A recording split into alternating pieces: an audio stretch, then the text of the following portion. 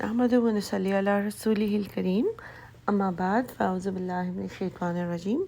بسم اللہ الرحمن الرحیم رب اشرح لی صدری ویسر لی امری واحلل عقدۃ من لسانی یفقہوا قولی ربی زدنی علما اللہم فقہنا فی الدین اللہم انی اسألک علما نافعا وعملا متقبلا ورزقا طیبا اللهم انفعنا بما علمتنا وعلمنا ما ينفعنا وزدنا علما اللهم إني أعوذ بك من علم لا ينفع ومن قلب لا يخشع ومن نفس لا تشبع ومن دعوة لا يستجاب لها۔ انشاءاللہ آج ہم سورہ المؤمنون کی سٹارٹ کریں گے، اور اس کی شروع کی جو آیات ہیں 11 آیات بہت ہی بہترین، بہت ہی جامع، اور اس میں اس کے بارے میں حدیث ہے کہ جب نبی صلی اللہ علیہ وسلم کے کردار کے بارے میں حضرت عائشہ سے پوچھا گیا تو انہوں نے کہا تھا کہ نبی صلی اللہ علیہ وسلم کا جو کیریکٹر ہے وہ بالکل قرآن ہے، اور پھر انہوں نے یہ اسپیشلی یہ 11 آیتیں پڑھ کے بتائیں کہ گویا یہ نبی صلی اللہ علیہ وسلم ان آیات کو فالو کرتے تھے، یعنی یہ کمپلیٹ کوڈ آف کنڈکٹ ہے ایک مسلمان کے لیے۔ آئیے دیکھتے ہیں انشاءاللہ۔ بسم اللہ الرحمن الرحیم۔ آیت نمبر 1 ہے قد، تحقیق، یقیناً، افلاح، فلاح پا گئے، المؤمنون، جو ایمان لانے والے ہیں۔ تو افلاح جو ہے اس کا روٹ ہے فا، لام، ہا، اس کے تینوں معنی ہوتے ہیں۔ ایک ہوتا ہے پھٹنا یا مشقت سے باہر آنا، اور نمبر 2 کامیابی، اور نمبر 3 اس میں بقا کا بھی معنی ہے، یعنی جو باقی رہے۔ تو یہ ایسی کامیابی ہوتی ہے فلاح جو مشقت کے بعد ملے، جس میں محنت ہو اور اس کے بعد اس کو ہارویسٹ کرے۔ ایسی نہیں ہوتی کہ لاٹری یا کسی اتفاق سے مل جائے۔ اور اسی سے اب دیکھتے ہیں کہ مشقت کا بھی معنی نا کہ کوئی چیز پھٹ کے باہر آئے، یعنی محنت کر کے باہر آئے۔ اور یہ جو کامیابی ہے اس میں بقا کا بھی عنصر ہے، یعنی یہ ایسا نہیں ہے کہ ایک بار کوئی چیز ہوئی اور پھر وہ چلی گئی، اس کا ایک فیز تھا خوش ہونے کا، کامیاب ہونے کا، بلکہ یہ باقی رہنے والی کامیابی، ہمیشگی کی بات ہے۔ اور پھر اس میں جو ورڈ ہے مؤمنون، یعنی ایمان لانے والے۔ اللہ سبحانہ و تعالیٰ اس میں اعلان بھی کرتے ہیں کہ ایمان جو لاتے ہیں وہ کمپلیٹ فلاح پا گئے، وہ کامیاب ہو گئے۔ اور اللہ سبحانہ و تعالیٰ وعدہ بھی کرتے ہیں کہ جو ایمان لائے گا، اور آگے کی آیات میں اس کا مطلب بھی بتایا گیا ہے کہ ایمان سے کیا مطلب ہے، تو پھر اس کے بارے میں اللہ تعالیٰ نے وعدہ کیا ہے کہ وہ کامیاب ہو گئے۔ پھر آیت نمبر 2 ہے، جہاں سے ہم دیکھتے ہیں کہ جو آیات اگلی کچھ آیات ہیں اس میں 7 صفات بتائی گئی ہیں مومنین کی۔ تو آیت نمبر 2 میں ہم دیکھتے ہیں الذین، وہ لوگ جو، یعنی مومنون کون ہوتے ہیں؟ وہ لوگ ہوتے ہیں ہم، وہ، فی صلاتہم، اپنی نمازوں میں، خاشعون، خاشین عین، خشع یعنی خشوع کرنے والے ہیں۔ اور خشوع سے کیا مطلب ہوتا ہے؟ اس میں دل کا جھکنا بھی ہے میننگ، اور اس کا مطلب نظر نیچے کرنا بھی ہے۔ بیسکلی اس کا مطلب ویسے سکون ہے، یعنی یہ دل کی ایسی کیفیت جو جسم پر بھی ظاہر ہو جاتی ہے۔ اس آیت میں خاص طور پہ جب بتایا جا رہا ہے کہ وہ لوگ ہوتے ہیں ایمان والے جو اپنی نماز میں خشوع کرنے والے ہیں، یعنی دل اللہ کے سامنے اس طرح سے عاجزی اختیار کرے کہ جو ظاہری طور پر جو جسم ہے اس کی بھی موومنٹ کوئی نہ ہو، کمپلیٹ ساکن ہو، اور نماز میں کوئی بھی موومنٹ، کچھ بھی کھیلنا یا ادھر ادھر دیکھنا یا اپنے اسکارف سے کھیلنا یا آدمیوں کا اپنی داڑھی سے کھیلنا، یہ ساری چیزیں اس کو منع ہے۔ اور خشوع کا میننگ یہ ہے کہ انسان ایسا اسٹل ہو کیونکہ وہ کمپلیٹلی اللہ کی طرف متوجہ ہو، اور اس میں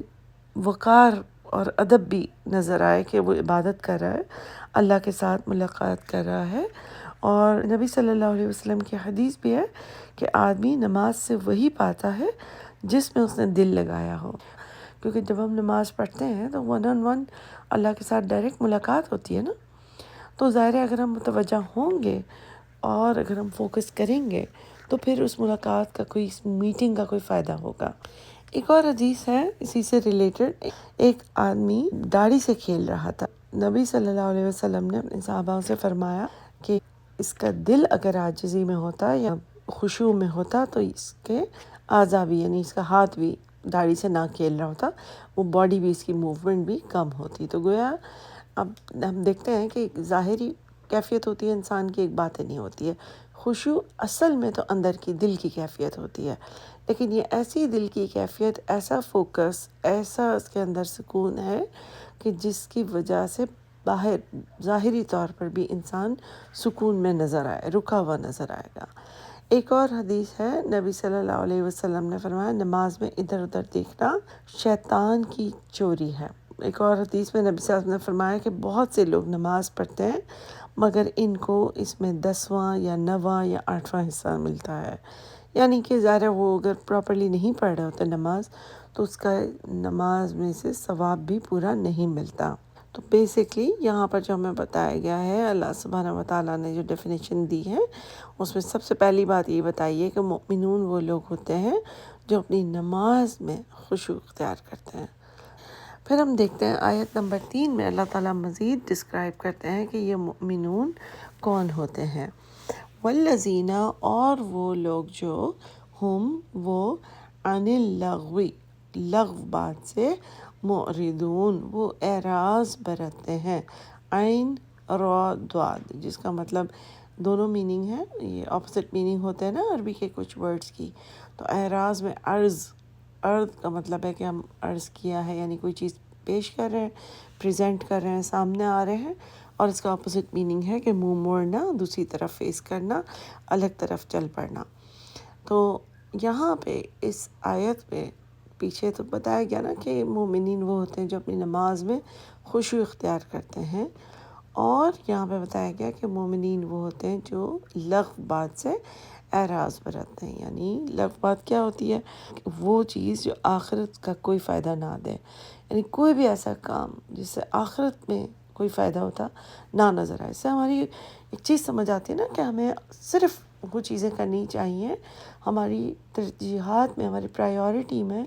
وہی کام ہونے چاہیے جس کا لنک ہم بنا سکیں کہ یہ کرنے سے آخرت کا یہ فائدہ ہے۔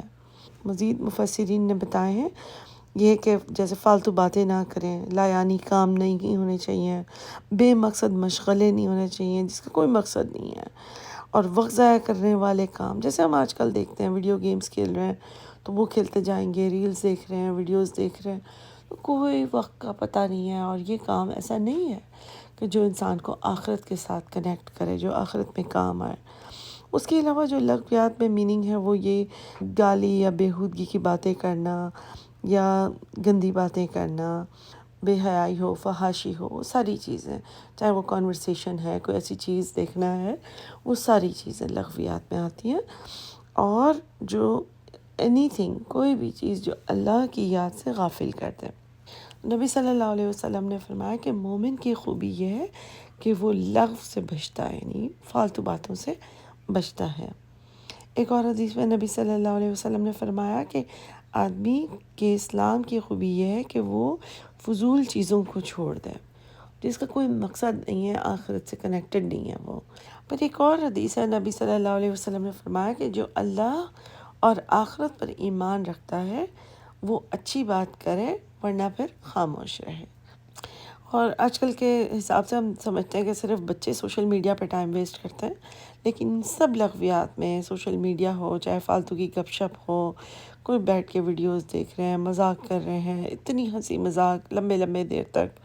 اس کے علاوہ یعنی ہر قسم کی بات کرنا، ہر قسم کے جوکس کر لینا، گانے بجانے کی محفلیں، اور کوئی بھی بے مقصد جس کی وجہ سے کوئی مقصد حاصل نہ ہو رہا، یہ سارے کام لغویات میں ہیں، اور ان سب چیزوں کو ہمیں بھی چھوڑنی چاہیے۔ پر آیت نمبر 4 ہے، اللہ سبحانہ و تعالیٰ فرماتے ہیں والذین، یعنی مؤمنون وہ لوگ ہوتے ہیں جو ہم وہ للزکاۃ، یہ زکوٰۃ کو فاعلون، ادا کرنے والے ہیں، فاعین لام۔ ایک تو اس آیت کا سیدھا سیدھا معنی یہ بنتا ہے کہ جو زکوٰۃ کو دینے والے ہیں، ادا کرنے والے ہیں، لیکن کچھ ہمیں اس طرح سے پتہ چلتا ہے کہ یہ آیت تب نازل ہوئی تھی چونکہ یہ مکی آیت ہے۔ تو ابھی تک اصل میں جو اصطلاحی زکوٰۃ ہے ہمارے دین میں، جس میں 2.5% یعنی 2.5% ہمیں یہ دینی ہوتی ہے زکوٰۃ، وہ ابھی فرض نہیں ہوئی تھی۔ تو اس سے ہمیں پتہ چلتا ہے کہ ایک تو جنرلی صدقہ کی بات ہو رہی ہے کہ وہ اپنے مال کو بھی تزکیہ کرتے رہتے ہیں، اور دوسری جو یہاں پہ امپورٹنٹ بات نظر آتی ہے وہ اپنے نفس کا تزکیہ کرنے کی بات ہے، کہ اپنے نفس کو صاف کرتے رہتے ہیں، اپنے آپ کو چیک کرتے رہتے ہیں کہ آیا میں نے یہ چیز جو پلان کی تھی اس اچھی عادت کو میں نے اپنے اندر ڈالا یا نہیں ڈالا، یا میں نے آج کوئی غلط کام تو نہیں کر لیا، کسی سے غلط بات تو نہیں کر لیا۔ جو بھی انسان کی اپنی کمزوری، ہر ایک کی اپنی اسٹرینتھس اور ویکنیسز ہوتی ہیں، تو انسان اس چیز کو رات کو سوچے اور اللہ سے توبہ کرے اور پلان کرے، اور پلان میں بالکل یعنی سیریسنس ہونی چاہیے۔ ہم جو ڈھیلی ڈھیلی باتیں کرتے ہیں نا کہ اچھا اب یہ نہیں ہم کریں گے کل سے، یا یہ کریں گے کل سے، اس طرح نہ ہو۔ جو پلان بنائیں اس کو سیریس لیں، اس کے بارے میں سیٹنگ کریں کہ کیا میں نے کرنا ہے، اگر تو یہ کام میں نے غلط کر دیا، اگر جھوٹ بولنے کی عادت ہے، یا غصہ ہونے کی عادت ہے، یا کوئی غیبت کرنے کی عادت ہے، یا ایسے ہی ہر قسم کے مذاق کر دینے کی عادت ہے، تو اپنے آپ کو کسی چیز کے ساتھ باندھ دیں کہ یہ چیز اگر میں نے کی تو پھر میں اتنا صدقہ کروں گی، یا میں اتنی نفلیں پڑھوں گی، اس طرح سے کوئی چیز، جس سے فائدہ یہ ہوتا ہے کہ انسان زیادہ ذمہ داری کے ساتھ بات بولتا ہے یا منہ کھولتا ہے۔ اور ویسے بھی نبی صلی اللہ علیہ وسلم نے یہ فرمایا ہے کہ مجھے ان 2 چیزوں کی ضمانت دو تو پھر میں تمہیں جنت کی ضمانت دوں گا، اور ایک ہے زبان اور ایک ہے شرمگاہ۔ یعنی ہمیں اپنے آپ سے، یعنی کہ ہم کیا بولتے ہیں، کسی کو ہارش الفاظ استعمال کرتے ہیں، غلط بات کر دیتے ہیں، جو بھی سمجھ آیا کسی کو بھی کہہ دیا، تو ان سب چیزوں سے اگر اپنے آپ کو روکنا ہے تو ہمیں ذمہ داری کے ساتھ اپنے گولز بنانے چاہیے، تھوڑے سمارٹ گولز بنانے چاہیے۔ تو یہ جو بھی اس میں جو تزکیہ کی بات ہے، یا والذین یعنی مومنین کی اور بھی صفات جو اللہ تعالیٰ یہاں پہ بتاتے ہیں آیت 4 میں، وہ یہی ہے کہ وہ تزکیہ کرنے والے یا زکوٰۃ دینے والے ہیں۔ اگر ہم اس کو زکوٰۃ یا صدقہ بھی سمجھیں تو نبی صلی اللہ علیہ وسلم کی حدیث ہے کہ جس مال کی زکوٰۃ ادا نہ کی جائے تو اس کے لیے پھر آگ ہوگی آخرت میں، اور وہ اس انسان کی پیشانی پر اور پہلو پر اور پیٹھ پر داغی جائے گی، یعنی وہ جو زکوٰۃ جو اسے نہیں دی ہوگی وہ مال۔ اس کے علاوہ ایک اور نبی صلی اللہ علیہ وسلم نے حدیث فرمائی ہے کہ صدقہ مال کو کم نہیں کرتا، اور یہ دنیا میں بھی اللہ تعالیٰ ہمیں اس کا اجر دیں گے اور آخرت میں تو ضرور ہی دیں گے۔ اس کے علاوہ یہ کہ ایک اور فائدہ جو اپنا مال کا تزکیہ کرتے ہوئے یعنی صدقہ کرتے رہنے میں ہے، وہ یہ کہ حدیث کے مطابق صدقہ گناہوں کو بجھا دیتا ہے، جیسے یعنی آگ جو ہے وہ جلا دیتی ہے نا سوکھی لکڑی کو۔ تو اس سے میننگ یہی ہے کہ اگر ہمارے گناہ ہوئے بھی ہیں اور ہم توبہ بھی کرتے ہیں، لیکن زیادہ سے زیادہ ہم صدقہ کریں تو ان گناہوں کو پھر دھو دیا جائے گا، یا وہ سکھا دیا جائے گا، یا غائب ہو جائیں گے۔ ایک اور حدیث کے حدیث قدسی ہے، اللہ تعالیٰ فرماتے ہیں کہ اے ابن آدم خرچ کرو اور میں تم پر خرچ کروں گا۔ یعنی اللہ سبحانہ و تعالیٰ ہمیں وعدہ دیتے ہیں، گارنٹی دیتے ہیں کہ اگر تم انسانوں پہ خرچ کرو گے تو میں تم پر مزید خرچ کروں گا، یعنی اور بھی اللہ تعالیٰ خرچ کریں گے۔ اس کے علاوہ اس طرح سے بھی حدیث ہے کہ اللہ سبحانہ و تعالیٰ نے اس طرح کے فرشتے ڈیوٹی لگائی ہوئی ان کی، کہ جو اللہ سبحانہ و تعالیٰ سے دعا مانگتے ہیں روزانہ کہ یا اللہ جو دینے والا ہے، یعنی جو دوسروں پہ خرچ کرنے والا ہے تو اس کو تو اور دے، یعنی اس کے لیے برکت کی دعا مانگتے ہیں، اور جو کنجوسی کرتا ہے تو اس کے لیے دعا مانگتے ہیں کہ اللہ بھی اس کے اوپر خرچ نہ کرے، یعنی اس کے لیے بد دعا کرتے ہیں۔ تو اگر ہم تزکیہ کے حساب سے بھی دیکھیں زکوٰۃ کو، یعنی اپنے نفس کا تزکیہ، اپنی جان سے مال سے اچھے کام کرنے کے بارے میں بھی، تو ہم دیکھتے ہیں کہ نبی صلی اللہ علیہ وسلم نے فرمایا کہ لوگوں میں سب سے بہتر وہ ہے جو دوسروں کو فائدہ پہنچائے۔ تو اپنا تزکیہ ہمیں ضرور کر کے سونا چاہیے، ایٹ لیسٹ ایک بار تو دن میں ضرور کریں 24 گھنٹوں میں، کہ کیا میں دوسروں کے لیے فائدہ مند ہوں۔ تو اپنا تزکیہ ہم ضرور کریں۔ اور دوسری چیزیں جو نفس کی زکوٰۃ میں آتی ہیں وہ یہ کہ بخل سے بچنے کے علاوہ حسد سے بچنا، دوسروں کو دیکھنا، دوسروں سے کمپیٹ کرنا، اور ہر وقت یہ دیکھتے رہنا کہ کس کے پاس کتنے جوتے ہیں اور کتنے پرس ہیں اور کہاں سے کپڑے لیتے ہیں اور کتنی برانڈڈ چیزیں کرتے ہیں، کون سی گاڑی ہے، کیا کماتے ہیں، کیا گیجٹس ہیں، ان سب چیزوں سے اپنے آپ کو بالکل بری ذمہ کر لیں۔ یہ چیزیں ہمارے سوچنے کی نہیں ہیں، اپنے آپ کو دین کا غم دے دیں، اس کام میں لگا لیں۔ اس کے بعد جو آیت ہے، اگین اللہ سبحانہ و تعالیٰ ہمیں وہ ساری صفات دے رہے ہیں، کوڈ آف کنڈکٹ، جس کے لیے اللہ تعالیٰ نے گارنٹی دی ہے کہ وہ مومنون جو ہیں وہ فلاح پا گئے، وہ کامیاب ہو گئے جو یہ کام کرتے ہیں۔ تو آیت نمبر 5 میں ہے والذین، اور وہ جو یعنی مومنون وہ ہوتے ہیں جو وہ لی فروجہم، لیے اپنے فروج کے، فاراجیم،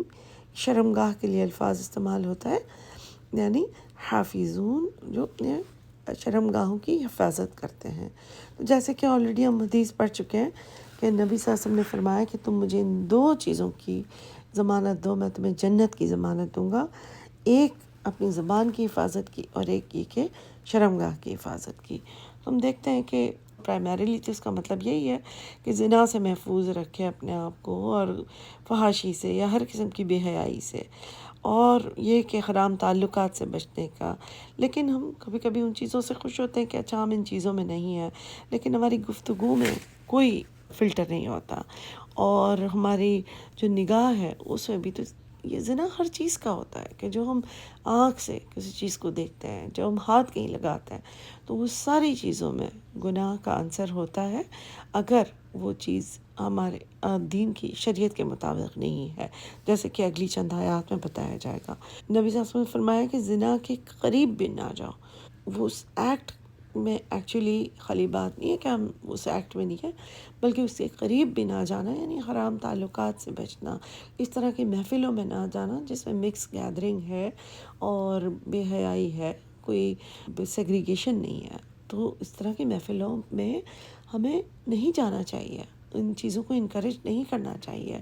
اللہ تعالیٰ نے ہمیں حکم دیا ہے، اللہ تعالیٰ نے ہمیں بتایا ہے کہ مؤمنین یہ ہیں کہ جو یہ کام کرتے ہیں۔ نبی صلی اللہ علیہ وسلم نے فرمایا حیا ایمان کا حصہ ہے، تو ایمان ہمارا کمزور پڑ جاتا ہے اگر ہم حیا کو امپورٹنس نہیں دیتے، ہم اس کو سیریس نہیں لیتے۔ اس کے علاوہ نگاہ سے ریلیٹڈ نبی صلی اللہ علیہ وسلم نے فرمایا کہ نگاہ شیطان کے تیروں میں سے ایک زہریلا تیر ہے، جو اللہ کے یعنی خوف سے اس کو اپنی نظر کو جھکائے گا، اللہ اس کو ایسا ایمان عطا فرمائے گا، یعنی کہ جس کی مٹھاس وہ اپنے دل میں محسوس کرے گا۔ تو جو ایمان کی کیفیت ہے وہ بڑھ جاتی ہے جب انسان اللہ کے لیے، کہ اللہ نے مجھے حکم دیا ہے کہ نگاہ کا بھی زنا ہوتا ہے، دوسری بار نگاہ، یعنی یہ ہم سب کے لیے ہے، صرف ایسا نہیں ہے کہ آدمیوں کے لیے ہی نگاہ جھکانا ہے، عورتوں کو بھی اسی طریقے سے ہے۔ کو اللہ تعالیٰ نے مزید ڈسکرائب کیا آیت نمبر 6 میں، اللہ سوائے اس کے، اعلیٰ اوپر، ازواجہم اپنی بیویوں کے، اپنی زوج کے، او یا ما ملکت ایمانہم جو ان کے مالک ہوئے، ان کے دائیں ہاتھ، یعنی اب ان کی لانڈی کے بارے میں بات ہو رہی ہے۔ فإنہم تو بے شک وہ، غیرو نہیں ہے، ملومین، لام و میم سے ہے، یعنی ملامت کیے گئے نہیں ہیں۔ تو یہاں پہ آیت نمبر 6 میں اللہ سبحانہ و تعالیٰ جائز تعلقات کو یعنی بتایا گیا ہے کہ وہ ایسا نہیں ہے کہ انٹیمیسی یا یعنی جسمانی تعلق کوئی دین میں ہی منع ہے، کیونکہ اکثر جس طرح صحابی بھی اس چیز کو برا سمجھتے تھے، پھر جب نبی صلی اللہ علیہ وسلم نے فرمایا کہ اس میں بھی آدمی کا اپنی بیوی کے ساتھ تعلق کرنا بھی ثواب ہے، کما سکتا ہے، تو صحابہ بہت حیران ہوئے، اور انہوں نے پوچھا تھا، نبی صلی اللہ علیہ وسلم نے فرمایا کہ جب وہ حلال طریقے سے حاصل کرتا ہے تو پھر اس میں ثواب کماتا ہے، اور اللہ تعالیٰ اس کے درجات بلند کرتا ہے، کیونکہ وہ حرام طریقے سے بھی کر سکتا تھا۔ تو یعنی اس سے ہمیں یہ چیز پتہ چلتا ہے کہ اللہ سبحانہ و تعالیٰ نے ہمیں انکریج کیا ہے کہ اسلام میں میاں بیوی کا رشتہ ہونا چاہیے، رشتہ پسندیدہ ہے، اور اس میں ان آیات سے حرام اور حلال کا فرق اللہ تعالیٰ کلیئر کرتے ہیں۔ اس میں نکاح کی فضیلت بھی سمجھ آتی ہے کہ حلال کی اجازت ہے، اور نکاح کی طرف بلکہ ترغیب دی گئی ہے کہ جو اپنی بیویوں کے ساتھ کرتے ہیں، اور ظاہر ہے جو لونڈی کا کہا گیا وہ تو اب اس زمانے کے حساب سے جس طرح سے ریلیونٹ تھا، یہاں پہ ہم بیسکلی جو چیز ہمیں اپلائی کرتی ہے وہ یہی ہے کہ اللہ سبحانہ و تعالیٰ نے نکاح کی فضیلت بھی بتائی ہے، اور یہ ظاہر انسان کی فطری ضرورت ہے، تو اس سے ہمارے ایمان، اخلاق اور معاشرہ سب پاکیزہ رہتا ہے اگر اس چیز کو حلال طریقے سے کر لیا جائے۔ اسی طرح سے نبی صلی اللہ علیہ وسلم نے ایک بار ترغیب دیتے ہوئے نوجوانوں سے کہا کہ اے نوجوانوں، اگر تم استطاعت رکھتے ہو تو نکاح کرو، کیونکہ یہ نگاہ اور شرمگاہ دونوں کو محفوظ رکھتی ہے، یعنی نکاح کرنے سے۔ اور اس طرح سے ایک حدیث ہے کہ بے حیائی سے ریلیٹڈ کہ نبی صلی اللہ علیہ وسلم نے فرمایا کہ جس قوم میں بے حیائی عام ہو جائے تو وہاں پر بہت سارے امراض مسلط ہو جاتے ہیں، جو یعنی ان کی جینز میں نہیں ہوتے، لیکن وہ ان کی غلط کاموں کی وجہ سے وہ ان کے اندر بڑھ جاتے ہیں۔ اور اسی سے ریلیٹڈ ہی آیت نمبر 7 بھی ہے، جس میں اللہ سبحانہ و تعالیٰ فرماتے ہیں فمن، تو جو کوئی ابتغا، بغی سے ہے باغین، یا یعنی کہ چاہے یا پہنچے، وراء، علاوہ، ذالکا، اس کے، یعنی کہ حلال طریقے کے علاوہ جو اس فزیکل ریلیشن شپ کو پہنچتا ہے، تو فاولئک، تو یہی لوگ، ہم، وہ، العادون، وہ حد سے گزرنے والے ہیں، عین دال واو، یعنی جو ایک باؤنڈری کو بریک کرتے ہیں نا، اللہ سبحانہ و تعالیٰ نے ایک باؤنڈری بنائی، اللہ تعالیٰ نے ہمیں بتایا کہ اس باؤنڈری کے ادھر حلال ہے اور اس طرف حرام ہے۔ اگر وہ کوئی بھی انسان اس باؤنڈری کو بریک کرے گا تو وہ عادون میں سے ہو جائے گا، جو اللہ کی حدود کا خیال نہیں رکھتے۔ یہاں پہ ہم دیکھ سکتے ہیں کہ کون سے ایسی چیزیں ہیں، کیا مثالیں ہیں جس میں وہ لوگ حلال طریقے کے باہر جا کے، یعنی جو اللہ کی حدود کو توڑنے والی کام ہے، جس میں بے حیائی سے ریلیٹڈ ایک تو زنا ہو گیا، ایک ہو گیا یعنی ہوموسیکشوالٹی ہے، ہم جنس پرستی ہے، یعنی لواطت ہے، خود یعنی اپنے آپ کو اس طرح سے غلط کام کی طرف لے جانا، غلط مواد دیکھنا، ناجائز جو چیزیں ہیں جو الاؤڈ نہیں ہیں ان طرح کی محفلوں میں جانا، فحش گوئی کرنا، اس طرح کے جوکس پڑھنا، اس طرح کی ویڈیوز دیکھنا، ماسٹربیٹ کرنا، کوئی بھی اس طرح کے جو کام ہے جو انسان کی بیسکلی پاک دامنی سے ریلیٹڈ یہاں پر ہے۔ اور حدیث ہے کہ نبی صلی اللہ علیہ وسلم نے فرمایا کہ جو پاک دامنی اختیار کرے اللہ اسے پاک دامن بنا دیتا ہے، یعنی خود جو اپنے آپ کو پاکیزہ رکھنا چاہتا ہے پھر اللہ تعالیٰ اس کی مدد ضرور کرتا ہے۔ پر اگلی آیت ہے، آیت نمبر 8 ہے، والذین، اور وہ لوگ جو، یعنی جو مومنون ہیں، وہ لوگ جو، ہم، وہ، لاماناتہم، اپنی امانتوں کو، امن سے ہے حمزہ میم نون، اور کس چیز کو، وعہدہم، اور اپنے عہد کو، اپنے وعدوں کو، راعون، راعین، یا اس کی روٹ ہے، یعنی نگرانی کرنے والا۔ جو رائنا ہم نے پہلے بھی پڑھا تھا کہ نبی صلی اللہ علیہ وسلم کو بھی وہ جان بوجھ کے کہا کرتے تھے، یعنی چرواہا کے لیے لفظ استعمال ہوتا تھا۔ تو جس طرح سے ایک چرواہا، ایک شیپرڈ ہوتا ہے، اس کی ذمہ داری ہوتی ہے، وہ دیکھتا ہے اس کا کیٹل، تو اسی طریقے سے اللہ سبحانہ وتعالیٰ فرماتے ہیں کہ ایک مومن، نیک مسلمان جو ہے وہ ذمہ دار ہوتا ہے امانتوں کے بارے میں بھی اور عہد کے بارے میں بھی، وعدہ خلافی بھی نہیں کرتا، کیونکہ اس کے اپوزٹ جو بات ہے وہ یہی ہے کہ نبی صلی اللہ علیہ وسلم نے منافق کی نشانیاں جو بتائی ہیں وہ اس طریقے سے بتائی ہیں کہ جو منافق کی 3 نشانیاں ہیں، ایک یہ کہ جب وہ بات کرتا ہے تو جھوٹ بولتا ہے، دوسرا یہ کہ جب وہ وعدہ کرتا ہے تو وعدہ خلافی کرتا ہے، اور تیسرا یہ کہ اگر اس کے پاس کوئی امانت رکھوائی جائے تو پھر وہ اس میں خیانت کرتا ہے۔ ہم دیکھتے ہیں کہ امانت سے مطلب کیا ہے۔ امانت ہم جنرلی سمجھتے ہیں کہ کسی نے کوئی چیز رکھوائی ہے ہمارے پاس اور وہ کہیں گیا ہے، تو ہم سمجھتے ہیں کہ اچھا بس اگر ہم نے ایز لانگ ایز یہ اس کو ٹھیک واپس کر دیا تو ہم بڑے امانت دار ہیں۔ لیکن امانت کے بہت سارے معنی ہوتے ہیں۔ امانت صرف مال کی امانت نہیں ہوتی، کسی کے راز کی بھی امانت ہوتی ہے، کوئی ذمہ داری بھی امانت ہوتی ہے، دین بھی امانت ہے۔ ہم جب نماز پڑھتے ہیں، روزہ رکھتے ہیں، زکوٰۃ دیتے ہیں، یہ سب بھی امانت ہے۔ اسی طرح ہمارا اخلاق بھی امانت ہے۔ ہم کسی کی کوئی بات سنتے ہیں اور کوئی ہم سے بات کر رہا ہو، ایسے آنکھیں ادھر ادھر کر کے، گویا کہ وہ دیکھ رہا ہے کہ کوئی میری بات تو نہیں سن رہا، تو وہ صرف آپ سے شیئر کرنا چاہ رہے ہیں۔ اس کا مطلب ہے کہ چاہے انہوں نے آپ سے وعدہ لیا ہو کہ نہ لیا ہو، آپ اسی کی بات اپنے حد تک ہی رکھیں گے۔ اور دوسرا یہ کہ گھریلو معاملات میں بھی امانت، جیسے یہ کہ ایک حدیث ہے کہ نبی صلی اللہ علیہ وسلم نے فرمایا کہ ہر انسان اپنی رعیت کے بارے میں سوال کیا جائے گا۔ ہر انسان کی رعیت کیا ہوتی ہے؟ ایک حکمران کی رعیت تو اس کی پورا ملک ہے، پوری قوم ہے، جس کے بارے میں وہ جواب دے ہوگا کہ اس نے ان کی ترقی کے لیے، ان کی آسانی کے لیے کیا کیا۔ اسی طریقے سے ایک آدمی اپنے گھر والوں کے بارے میں کہ اس نے کما کے ان کو کھانا دیا اور محنت کی ان کے لیے کہ نہیں۔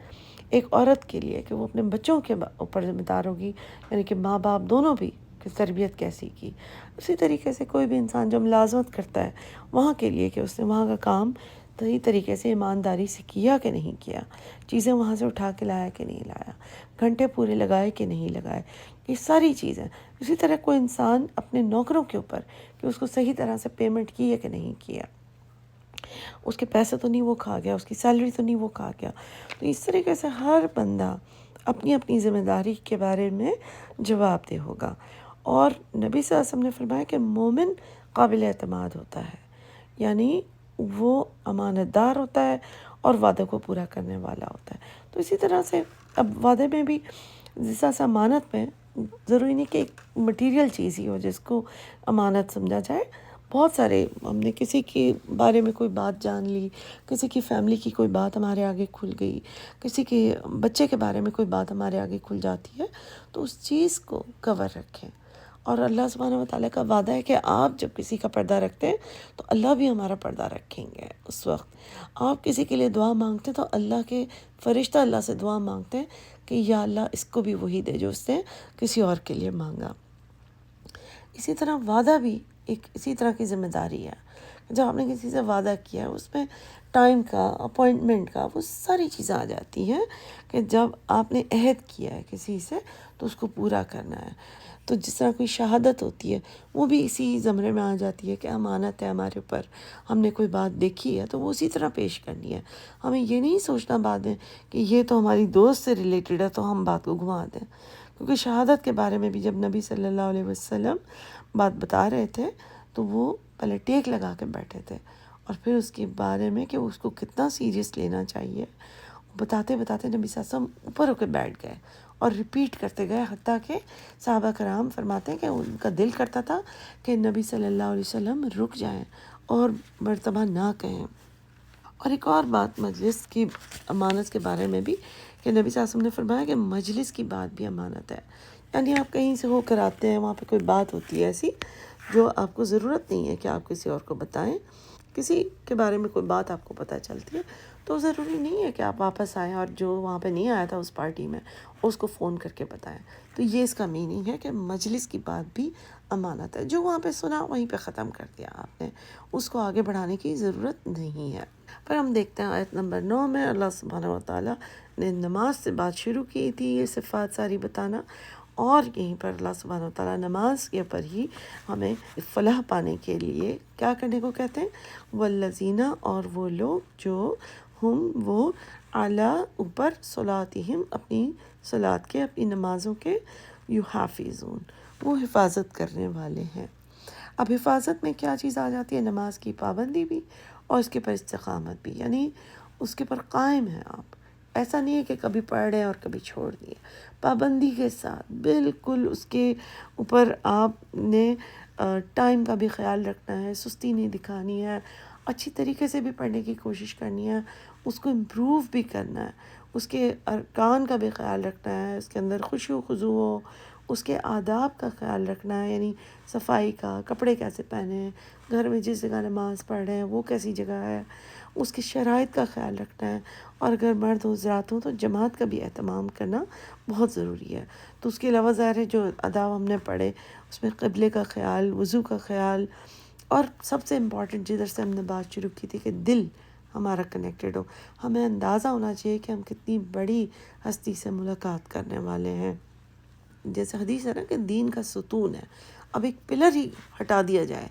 اگر آپ اس کی پابندی نہیں کرتے، اگر آپ نماز کی حفاظت ہی نہیں کرتے تو پھر وہ پلر کسی چیز کا گر جائے تو چھت ہی نیچے آ گرتی ہے۔ ٹھیک ہے، ایک اور حدیث ہے، نبی صلی اللہ علیہ وسلم نے فرمایا کہ قیامت کے دن سب سے پہلا سوال نماز کے بارے میں کیا جائے گا۔ تو یہ ایسی چیز نہیں ہے جو آپشنل ہے۔ ہم یہ نہیں سوچ سکتے کہ ٹھیک ہے ہم اور بہت سارے نیک کام کرتے ہیں تو کیا ہوا نماز چھوٹ گئی، یا ہم ایسی جگہ جاب کرتے ہیں تو کیا ہوا نماز چھوٹ گئی۔ نماز چھوٹنا ہمارے لیے ہم نے آپشن بنا لیا ہے، اس کا مطلب یہ نہیں ہے کہ یہ اللہ نے ہمیں آپشن دیا ہے۔ یہاں پہ ہمیں مومنین کی صفات جب بتائی گئی ہیں تو اللہ تعالیٰ نے ہمیں خاص طور پہ بتایا ہے، کیونکہ نبی صلی اللہ علیہ وسلم نے کلیئر کیا ہے کہ ایک مسلمان اور کفر کے درمیان فرق جو کرتی ہے وہ چیز ہے نماز۔ آن دی ادر ہینڈ جو ساری صفات ہم نے پڑھی ہیں اس میں اگر کہیں غلطی کوتاہی ہوتی ہے تو نماز ہی ہے جو ہمیں گناہوں سے پاک کرتی ہے۔ اور یہ حدیث ہے، نبی صلی اللہ علیہ وسلم نے فرمایا کہ 5 نمازیں گناہوں کو دھو دیتی ہیں۔ جیسے کسی کے گھر کے آگے سے اگر کوئی پانی بہہ رہا ہو، اسٹریم ہو، اور وہ اس میں دن میں 5 مرتبہ نہائے تو کیا اس پہ کوئی میل باقی رہے گا؟ تو بالکل اسی طریقے سے نماز مستقل جو پڑھتا ہے تو اس کی گناہ دھلتے رہتے ہیں۔ اور اس کے برعکس یعنی کہ چونکہ یہاں پہ نماز کی حفاظت کی بات ہے تو اب دیکھیں کہ منافق کی نشانی جو بتائی ہے نبی صلی اللہ علیہ وسلم نے کہ وہ اتنی سستی کرتا ہے منافق اپنی نماز میں کہ اثر کی اگزامپل نبی صلی اللہ علیہ وسلم نے دی کہ وہ اس کا وقت تقریباً چلا جاتا ہے اور سورج بالکل غروب ہونے والا ہوتا ہے تو وہ اٹھتا ہے اور پھر نماز پڑھتا ہے۔ تو ان سے اپنے آپ کو بھی آپ تجزیہ کریں ہم اپنا کہ کیا ہم تو ایسے نہیں کرتے کہ یا تو نماز کو بس جلدی جلدی پڑھ لیں اور اس کو دل کا سکون اور خشوع کا باعث نہ بنائیں، اللہ سے کنیکشن کا باعث نہ بنائیں، یا پھر اس کو اتنا لیٹ کر دیں کہ اچھا یہ ڈرامہ ختم ہو تو پھر ہم نماز پڑھیں، یہ کھانا پکانا ابھی ختم ہو تو پھر، یعنی ہر وقت کی روٹین کبھی انسان کے ساتھ ایسا ہو بھی جاتا ہے، لیکن ہر وقت ہی اگر آپ اس کی ترجیحات میں اس کو اتنا نیچے کر دیں کہ یہ امپورٹنٹ نہیں ہے تو پھر اللہ تعالیٰ نبی صلی اللہ علیہ وسلم نے فرمایا کہ جو نماز کے ساتھ سیریس نہیں ہے یا نماز نہیں پڑھتا تو اس کا اینڈ میں آخرت میں انجام فرعون اور حامان اور قارون کے ساتھ ہوگا۔ ٹھیک ہے، تو ان صفات کے بعد اللہ سبحانہ و تعالیٰ 10 اور 11 میں انسان کو اس کا ریوارڈ، اس کی جزا بتاتے ہیں کہ جو مفلحون میں سے ہوں گے ان کے ساتھ کیا ہوگا۔ اولئک، یہی لوگ، یعنی قد افلح المؤمنون سے بات شروع ہوئی ہے نا، تو یہی لوگ ہم الوارثون، وہ وارث ہوں گے۔ وارث کون ہوتا ہے؟ واو راستہ سے ہے۔ دنیا میں وارث ادھر ہم استعمال کرتے ہیں کہ ایک انسان جب چلا جاتا ہے دنیا سے تو اس کی چیزیں جس کو ملتی ہیں وارث، یعنی جو باقی جس کے پاس چلے جاتا ہے، تو بقا کے لیے یعنی وارث جن کو اینڈ میں سب ملے گا، جن کو ہمیشگی ملے گی، جن کو یہ سب چیزیں مل جائیں گی جو اسے چاہیے تھی۔ اور اسی کو مزید اللہ تعالیٰ نے ایکسپلین کیا آیت نمبر 11 میں، الذین، وہ جو یرثون، وارث ہوں گے، الفردوس، فردوس کے، یعنی جنت الفردوس کے، ہم فیہا، وہ اس میں، خالدون، خالام دال سے ہے، ہمیشہ رہنے والے ہیں۔ یعنی اللہ سبحانہ وتعالیٰ نے جنت کے مالک اور اس کے ہمیشہ رہنے والا اور اس کے اعلیٰ مقام کے بارے میں، کہ ایسے ہی نہیں کہ کوئی بھی، اللہ تعالیٰ ان کو خاص مقام دیں گے۔ اور جنت میں نبی صلی اللہ علیہ وسلم نے فرمایا کہ ایسے درجات ہیں جو صرف ان لوگوں کو ملیں گے جو نیک اعمال میں سبقت لے جائیں گے۔ ویسے بھی ہم نے پڑھا ہے کہ جو اعمال ہیں وہ ہی باقیات ہیں ہمارے، وہی باقی رہیں گے۔ دنیا کی جو چیزیں جس کے پیچھے ہم بھاگتے رہتے ہیں ان میں سے کچھ بھی باقی نہیں رہے گا۔ تو انشاءاللہ ہم کوشش کریں گے کہ اس فلاح یعنی اس کامیابی کو جو مشقت سے، محنت سے حاصل کرنی ہے، اس کے اندر ہم ساری پوری اپنی محنت لگا دیں تاکہ قیامت کے دن نبی صلی اللہ علیہ وسلم کے قریب ہوں۔ تو پھر ہم دیکھتے ہیں کہ ان آیات میں اللہ سبحانہ و تعالیٰ نے ہمیں خشوع، یعنی نماز میں خشوع کرنا، اور باتوں میں اور اپنے ٹائم میں لغویات سے بچنا، تزکیہ نفس کرنا، اور زکوٰۃ دینا یعنی صدقہ وغیرہ بھی دینا، پاک دامنی کے بارے میں، جائز اور ناجائز چیزیں اور تعلقات اور انکم، ہر چیز کے بارے میں، اس کے بارے میں، اس کے علاوہ امانت اور وعدے کے بارے میں فرمایا، اور پھر نماز کی پابندی کے بارے میں۔ انشاءاللہ یہ ساری صفات انسان کو بہترین مومنین میں بنا دیتی ہے۔ تو انشاءاللہ ہم کوشش کریں کہ یہ ساری عادتیں ہم اپنے اندر ضرور اپنائیں۔ آمین ثم آمین۔ ایک چھوٹا سا پوائنٹ اور ایڈ کرنا چاہتی ہوں کہ جہاں پہ زنا کی بات ہوئی ہے، اور آپ دیکھیں کہ یہ بھی اللہ تعالیٰ نے فرمایا کہ جو اس کے علاوہ یعنی جو حلال طریقہ ہے ازدواجی زندگی کا، اس کے علاوہ کسی طریقے سے اپنی سکون حاصل کرتا ہے یا اپنی جسمانی نیڈ حاصل کرتا ہے تو وہ عدوان میں سے ہیں، یعنی زیادتی کرنے والوں میں ہے۔ اب اس میں صرف جو زنا کرنے والا ہے وہ نہیں ہوگا، یہ ان لوگوں کے لیے پر بھی جائے گا جب زنا کرنے والا اس لیے زنا کرے گا کیونکہ ہم نے نکاح کو مشکل بنا دیا ہوگا۔ زنا کو اگر ہم سستا اور آسان کریں گے اور نکاح کو کرنا مشکل، اس کے سے ریلیٹڈ جتنی پیسہ خرچ کرنا ہے، مال خرچ کرنا ہے، مہر اتنا ہونا چاہیے، گھر اتنا ہونا چاہیے، ہنی مون ایسا ہونا چاہیے، مہندیاں اور بارات ایسی ہونی چاہیے، ریسیپشن ایسا ہونا چاہیے، ولیمہ ایسا ہونا چاہیے، اور اللہ جانے اور بھی کتنی اور چیزیں ہم ایڈ کر دیتے ہیں، اور ہر چیز کی ایک تھیم ہو، کپڑے ہوں، کارڈز کیسے ہوں، مٹھائی کیسی ہو، اور ان سب چیزوں کو ڈال دیتے ہیں۔ تو آپ دیکھیے کہ جو بندہ جس کی نیڈ ہے، جب کہ نبی صلی اللہ علیہ وسلم نے بھی انکریج کیا ہے نوجوانوں کو نکاح کرنے کے لیے، کیونکہ وہ ان کو پروٹیکٹ کرے گی، گناہ سے بچائے گی، لیکن ہم الٹا ان کو گناہ میں ڈال دیتے ہیں، ان کو آزمائش میں ڈال دیتے ہیں جب ہم ان چیزوں کو اور بھی لیٹ کرتے ہیں، جب ہم جان بوجھ کے امیر کی ہی بیٹی کو چوز کرتے ہیں یا امیر ہی لڑکے کو چوز کریں گے۔ کیوں؟ تاکہ پھر ہم صرف دنیاوی فیوچر کو دیکھ رہے ہوتے ہیں، آخرت کے لیے اگر وہ فلاح پانے والے نہیں بنتے اور ہمیں کوئی کیئر نہیں ہے تو ہم خود بھی عدوان میں سے زیادتی کرنے والوں میں بن جائیں گے۔ اللہ تعالیٰ ہم سب کو بچائے اور ہمیں حکمت دیں، سمجھ دیں اور ہدایت دیں چیزوں کو صحیح طریقے سے کرنے میں۔